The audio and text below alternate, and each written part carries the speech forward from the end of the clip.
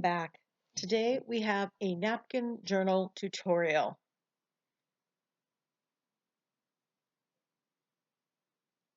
I'll be using this tropical parrot napkin. This napkin, the stamp that I use, and the stencil can all be purchased at ninniesnapkins.com. There's a link in the description box below.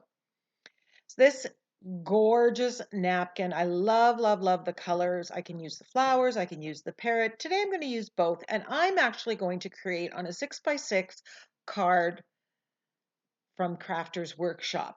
But you could do this in an art journal page. It could be a 5x7 because you're going to learn how to adjust the composition to fit whatever substrate you're working on. So I've removed only one of the excess plies of the napkin. And the reason for that is I'm going to use the repositionable glue technique that's going to allow me to easily fussy cut this out. So this is repositionable glue. I just got it on Amazon.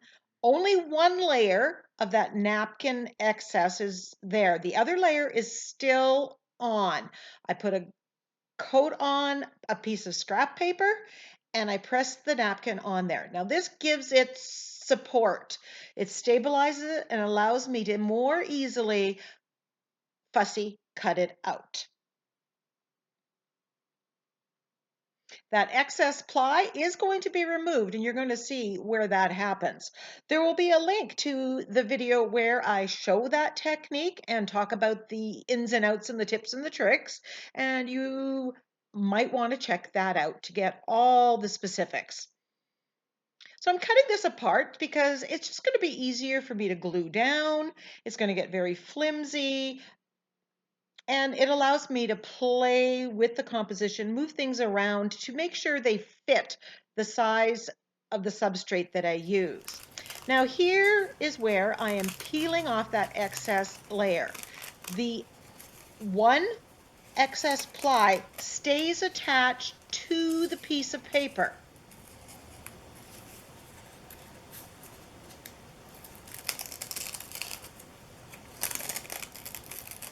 And so you have to very carefully, because of course it's napkin and it's only one ply, so it will rip very easily. You just peel it and pull it off. Now I found another use for this part that you cut out. We're going to use this later on as a mask. Disregard that stencil. I was going to use it. It didn't work out. I'd go with plan B. And you got to roll with it. I'm taping off the card at the top and finalizing my composition. I've cut these elements apart because I wanted to get rid of all that blue space, and it was just easier than fighting it. And now I'm gluing it down with fluid matte medium. I put a layer underneath. I got a little excess here, but oh well. And I put some on top.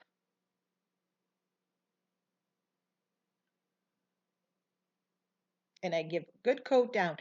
And again, remember that the napkin, once wet, becomes very fragile and you don't want to rip it. Now that bird I'm going to deal with later.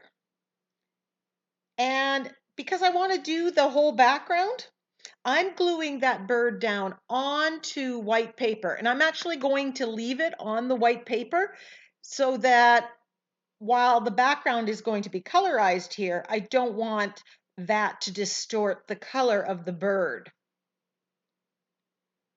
And it's just easier to paint this background right now. I'm using a combination of white gesso and cobalt teal. I think it's Americana paint. And I'm dabbing gesso near the napkin, and that's just to smooth the transition. I'm going to go in with a little more color in a bit, but I'm dabbing the gesso right next to the napkin just to hide the transition, I guess.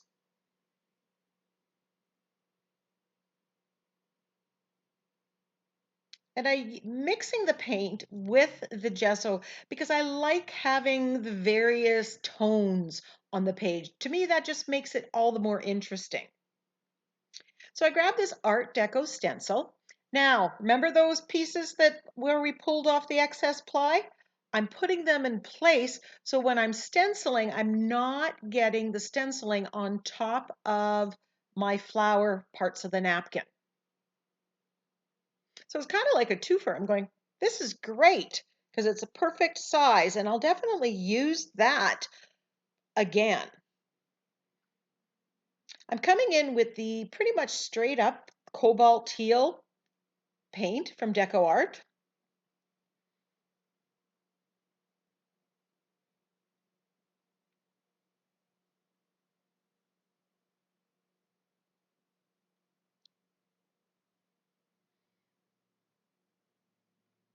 And the bird is going to go there. I was going to leave it, but I didn't want the leaves to be too much. So I grabbed this mixed media stamp from Stamperia that I purchased from Ninny's Napkin.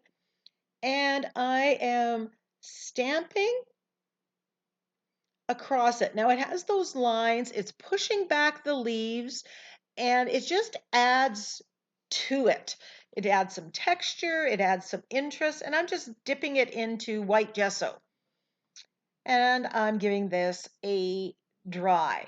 Then I decided, while that's drying, I'm going to colorize the flowers. I have some white gesso, the yellow, the orange, the quinacridone magenta, and I'm adding gesso and the color just to colorize these flowers, to brighten them, to give it a painterly effect. It's abstract. They're not necessarily, they're not looking like they're real.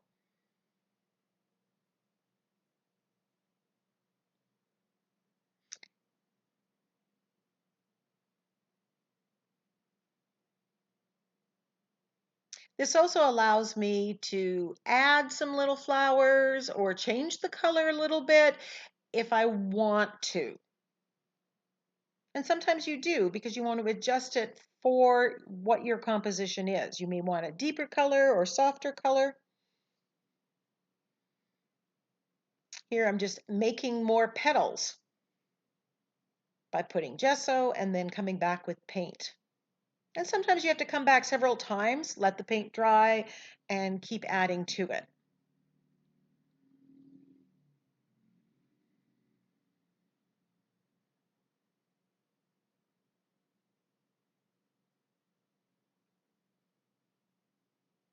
I definitely will be using the flower part of this napkin separate from the parrot, separate.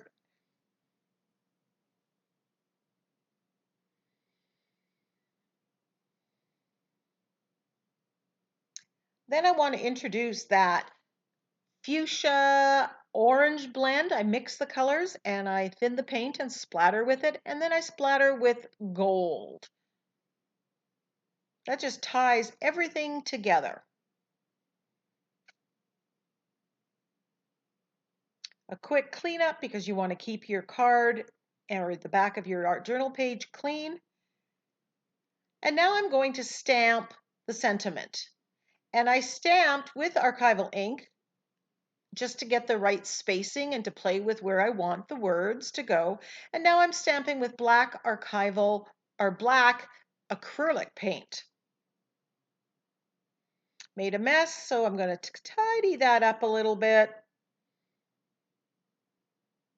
and come back.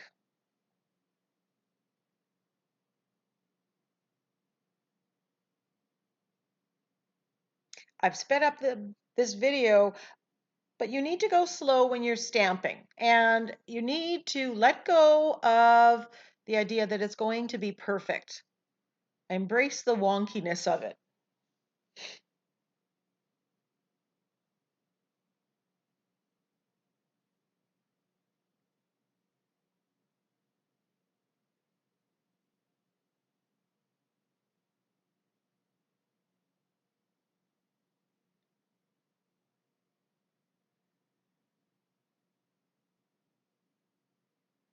Now I'm shading or edging the page, and this ties in the black of the stamped sentiment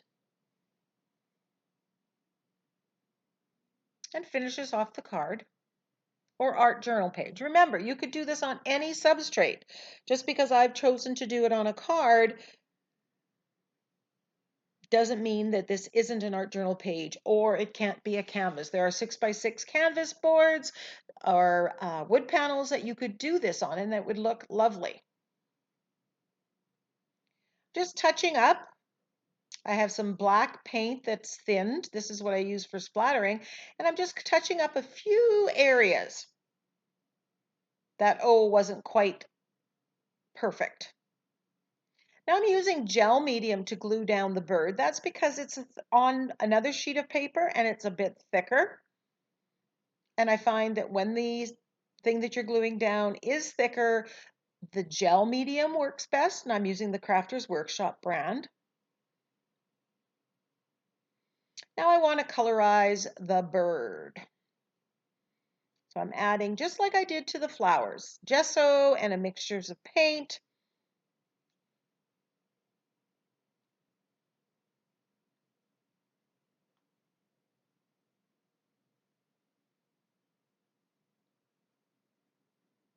And you can always look at the image on the rest of the napkin if you're following it to see where the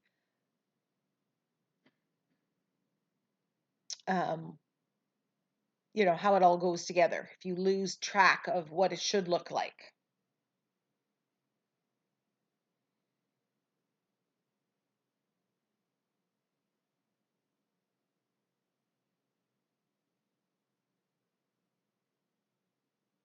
And remember, it doesn't have to look exactly like the napkin. It can look different as long as it looks proper. I'm mixing greens and blues here.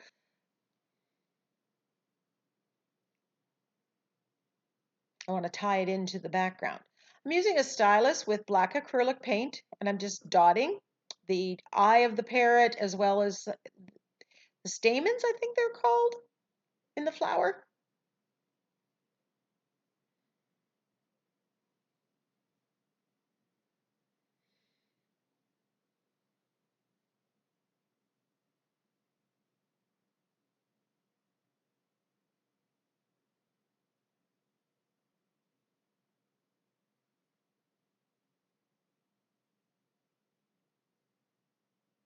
That at making it a little bit blacker worked. So now I didn't have the branch connected because I adjusted the positioning. So now I'm just painting in a branch.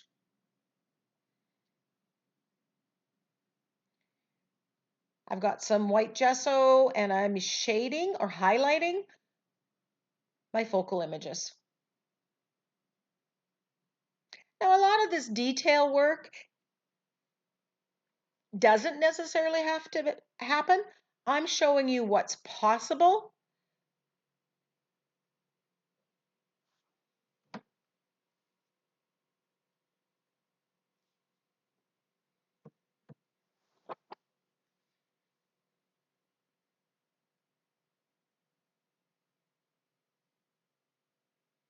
And I believe I'm painting the tropical fronds there. I'm adding to them. Remember, I cut them out and they seemed a little stilted, so I'm just adding to it. I add another whole frond over here, and that's what you can do. Remember, the napkin art is the starting point. It's the base or the jump start to your page. I'm taking off the tape, but I heat it up with the heat tool first so make sure it doesn't rip the paper. And then I'm coming in with my General's charcoal pencil, and I believe you can get this at Ninny's as well, and just adding some sketchy lines around the edge and on the focal image.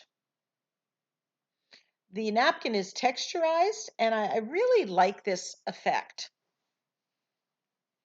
And I have tended to do this more than shade with my floating acrylic technique when it's a napkin. So I like the look of it.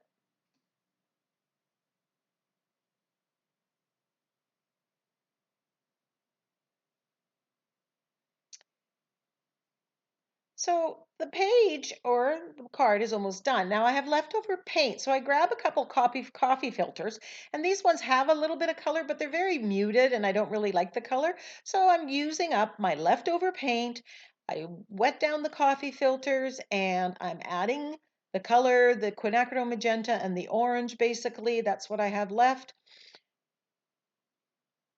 And I do both sides, and I'm grab that Art Deco Deco Art leaves and just stenciling on these coffee filters. These are going to dry and I'm going to use them as collage papers in upcoming projects. Here I'm just using white gesso, same stencil. The stencil's out, the paint is left over, waste not, want not. And now I have something in my stash for another time. Here are the close-ups. Thank you so much for joining me. Give me a thumbs up, leave me a comment. Until next time, go get creative.